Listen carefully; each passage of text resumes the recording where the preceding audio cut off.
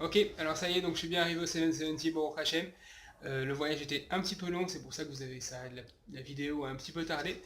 Donc ici, bah, il y a bien entendu le petit livret des Mahamarim à étudier pour Yudvat, pour bien être prêt.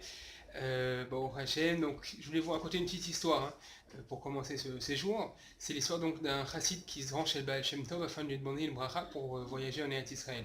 Alors le Baal Shem Tov lui refuse donc de lui donner sa bracha pour ce voyage, donc du coup, il voyage pas.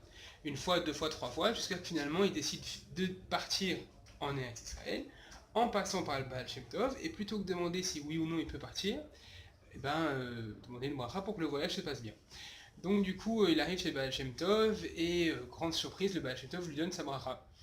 Donc il est hyper heureux, il va pour partir, quand le Baal Shem Tov finalement lui dit, écoute, passe Shabbat d'abord à la maison, et ensuite tu partiras en Eretz Israël. Ok, pas de problème, donc écoutez, invité par le Baal Shem Tov en personne, il n'y a pas de souci. Le vendredi, normal, comme tout chassid, il se rend au mikvé, et il avait la coutume donc de se tremper 4 fois. Donc il rentre donc la première fois dans l'eau du mikvé, et à l'intérieur de l'eau du mikvé, le miracle, il se voit en Eretz Israël. Et c'est vraiment comme dans ses rêves les plus fous, quoi. La terre où ruisselle le lait, où coule le lait et le miel. Donc des magnifiques, quoi. Il est comme un ouf, il ressort de l'eau, ce qu'il faut bien. Il ressort de l'eau et puis il se dit c'est pas possible cette vision, c'est incroyable.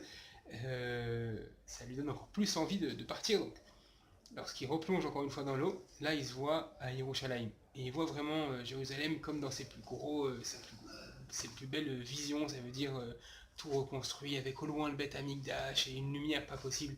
C'est extraordinaire, il ressort de l'eau et puis il est comme un ouf, il a hâte de replonger dans l'eau pour la suite.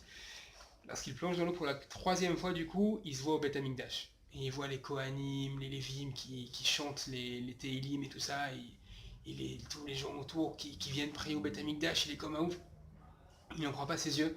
Et lorsqu'il ressort de l'eau, il n'a qu'une seule hâte, c'est de replonger enfin dans l'eau pour se voir dans le Kodesh HaKodashim, l'endroit le plus saint qui puisse y être sur toute la terre.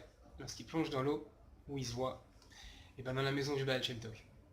Et ouais, parce que voilà, la Gemara et ensuite donc le Rabbi nous a enseigné dans le Kuntras Bet Rabbeinu chez Babel, qu'en vérité, tant que le Beth Amikdash n'a pas été reconstruit par le Mashiach, alors très bientôt, en Bezrat Hashem, la présence divine se trouve donc dans la maison d'études et la maison de prière, et la maison aussi des Maasim Tovim, donc du Nassi de la génération, du chef de la génération. Et là, c'est au 770 Eastern Parkway. Alors, bon...